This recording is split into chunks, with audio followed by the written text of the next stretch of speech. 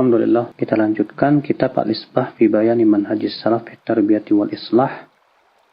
Kaidah yang kedua, bahwa landasan pensyariatan, demikian pula landasan dalam berdakwah dan beribadah adalah Al-Quran dan Sunnah yang sahihah. Karena Allah Subhanahu wa Ta'ala memerintahkan dalam Al-Quran untuk menaati Allah dan Rasul-Nya. Allah berfirman, wa ati'u Allah war Rasul la'allakum turhamun.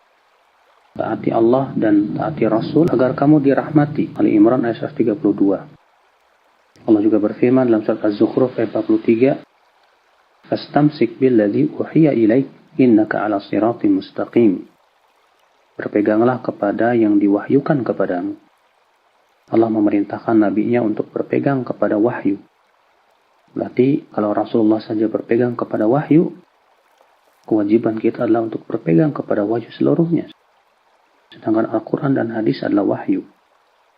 Allah juga berfirman dalam surat Al-Hujurat ayat 1, ya ayyuhalladzina amanu la tuqaddimu baina yadayillahi wa rasulih. Hai orang-orang yang beriman, jangan kamu mendahului Allah dan Rasulnya.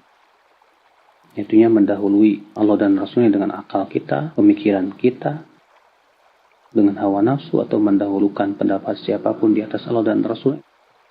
Itu semua dilarang oleh Allah Subhanahu wa Ta'ala. Dan Rasulullah SAW bersabda, aku tinggalkan pada kalian dua perkara. Kalian tidak akan tersesat selama-lamanya selama berpegang kepada dua perkara tersebut. Itu kitabullah dan sunnahku. Kata beliau, Syekh Ubailan, ini sebetulnya penyempurna kaidah yang pertama. Bahwa amal tidak akan diterima di sisi Allah kecuali apabila sesuai dengan apa yang diturunkan oleh Allah dalam Al-Quran dan Sunnah. Kalau tidak sesuai dengan apa yang Allah turunkan, maka itu tertolak. Sebagaimana Rasulullah SAW bersabda, barang siapa yang beramal dengan suatu amalan yang tidak ada padanya perintah kami, maka itu tertolak. Allah Subhanahu wa Ta'ala berfirman, hai orang-orang yang beriman, taati Allah, taati Rasul, dan ulil amri di antara kalian. Dan Allah tidak mengatakan dan taati ulil amri. Karena ketaatan kepada ulil amri, dan ulil amri yang dimaksud di sini ya ulama dan umara. Ya, ketaatan kepada mereka mengikuti kepada ketaatan kepada Allah dan Rasulnya. Para ulama berkata, Allah memerintahkan menaati Allah, menaati Rasulnya, dan menaati ulil amri, yang dari kalangan ulama dan umara. Dan yang dimaksud dengan ulil amri adalah ulama dan umara.